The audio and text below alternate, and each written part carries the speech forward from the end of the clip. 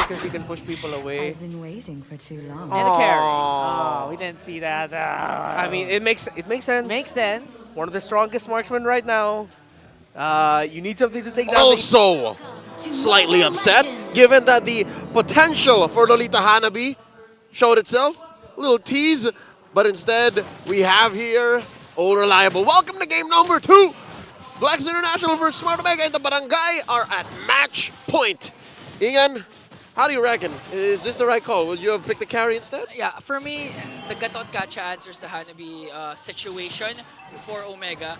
And considering Oheb with the carry, he can actually tear down Edith and Gatot Gacha. Down. How does Blacklist respond? Like, truth be told, their lineup now looks very similar to the lineup in game 1. Yeah, it's really It's a late lot game. of utility. It's a lot of late game, but what's their winning image? Unless MP the King, like what happened during game 1 for Andoryu, manages to find the snowball, they can actually activate Oheb right away.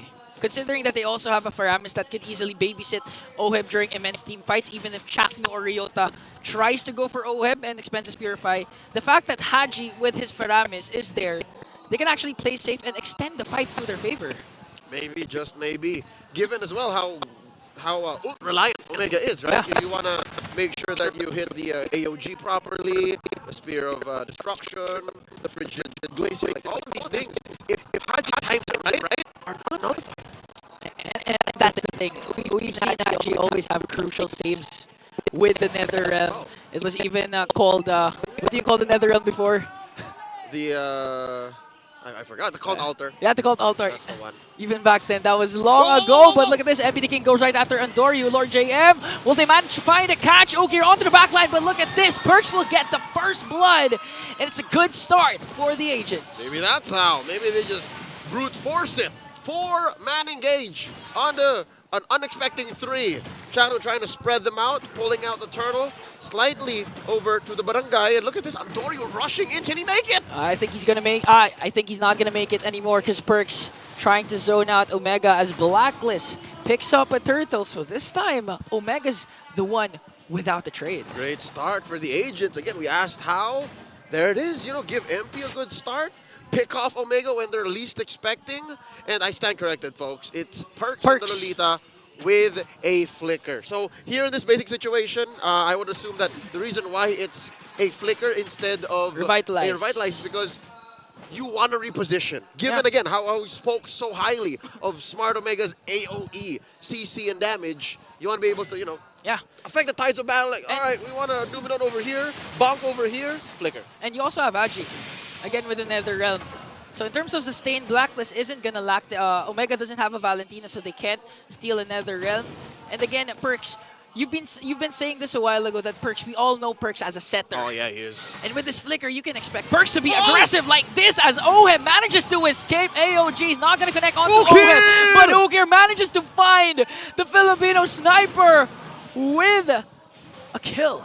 Ogir means business. Yeah. If it was anybody but Oheb, wouldn't have done that. Not worth the flicker, not worth the engage. But since it's Oheb, that's a good way to equalize. And look at this. Blacklist responding. They won't let these plates go for free. Okay, everything. Oh, a 5-man rotation for Omega here.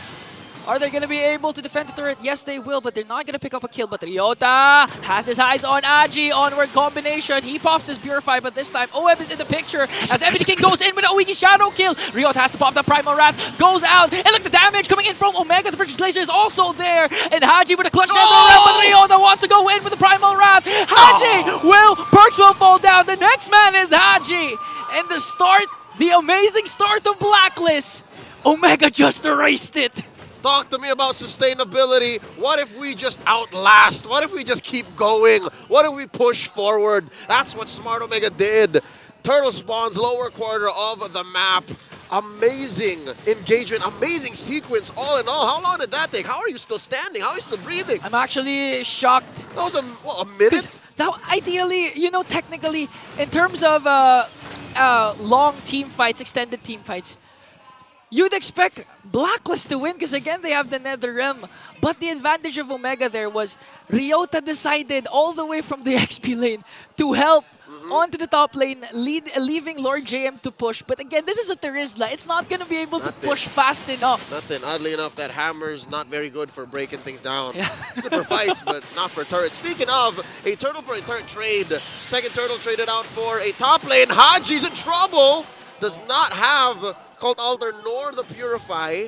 Does walk away with just barely enough life to survive. And again, look at this amazing map control by Smart Omega. Despite losing out on all of the turtles so far, they're able to maintain this bottom lane. Gonna lose up on top since OM is opened up. Oh wait, look at this. Okay. Are you trying to take down Lord JM as well as the turtle? A turret Oh, out! ganging up on Lord JM. Spear of Destruction for Jome is there. Spear of Misery as well, forcing him to use the penalty zone just to walk away. Haji is there on time, but their turret is not going to sustain the damage of, again, 4 members of Omega.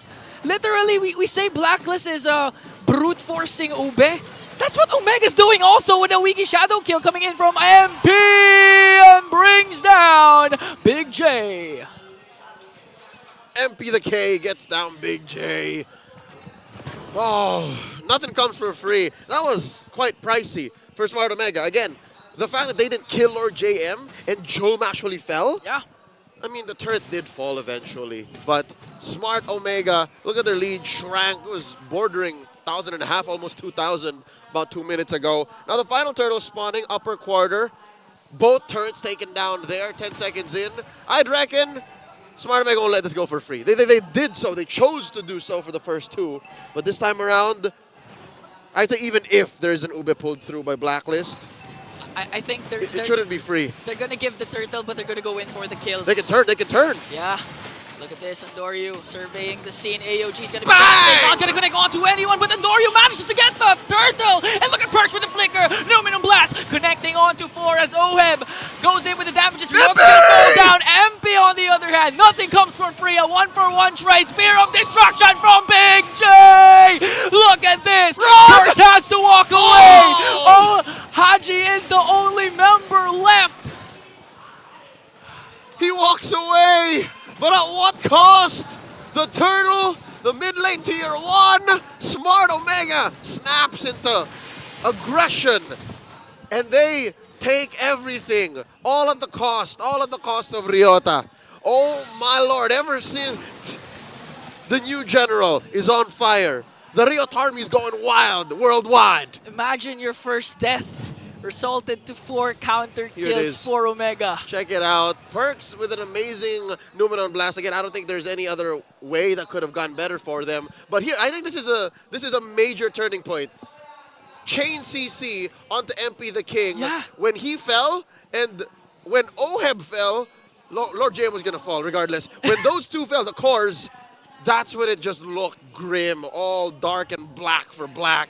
And then the 4-for-1, you mentioned I it. think Amazing. What happened was after MP the King picked off Ryota, Chakno used the taunt onto Andoryu. That's why the chain CC is there. Lord JM walks in with the penalty zone, but the Frigid Glacier are coming in from Oak. There's just too much for them to handle. Andoryu onto the backline. He's going to go in, but he's not going to continue. Oh! AOG connecting onto 3. And Jay just cleaning up the mess that Omega made. And again, Haji is the only one left. Oh, he's got mad case of survivor's guilt. He's just the only one walking away. He does have a Purify, and he's going to try to waste Smart Omega's time. Going to call for the back, the recall. Wait, what's he doing? What's this? Wait, Haji, what are you doing? Okay, they know that Andoryu is not here. Oh wait, Andoryu is here. Haji just surveying the scene as Omega gets the Lord. I mean, Omega literally right now is a master of trades. Prior to that clash, it was Ryota's sacrifice that led to 4 kills, and now this time, it's Chaknu's sacrifice. Imagine going in AOG with just a slither of health left, but connecting onto 3. That was more than worth it. Even if he died the second he landed, which I think he did, the fact that he knocked them all up, served up on a silver platter to Andoryu and to Jome. Amazing work. Smart Omega now 5,000 gold ahead. 9.5 minutes in. All the waves crashing through. The perfect sync. Best case scenario, Blacklist keeps their inhibitors with all the shields down. That's what I'm seeing now, Inga. That's what's going to happen. Worst case scenario, another 11-minute game for Blacklist. Not impossible. Not impossible. Again, this is where Omega lives, man. Oh, look at that. Oh, this is where Omega lives. The fact that Blacklist, I don't know what the last item check showed, but I'm pretty sure not everyone's rocking the magic damage they need! Oh, Jackdo goes in with the AOG, but a counter-attack coming in from Lord JM. Perks charging in the Numinum Blast, connecting onto her! But is it going to be enough, though? The damage is there. With the Ryota soaking every single thing as the Primal Wrath will be casted. He's going to fall down in the hands of the Filipino sniper as two members of Omega will fall down.